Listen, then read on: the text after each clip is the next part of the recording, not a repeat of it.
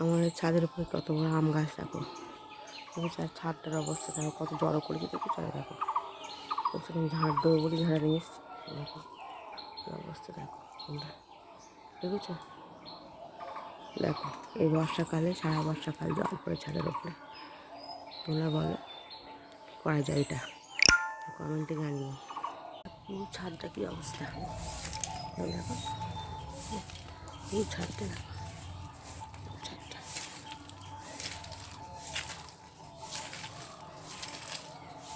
বারো মাস দেখো, দেখতে পাচ্ছ তোমরা?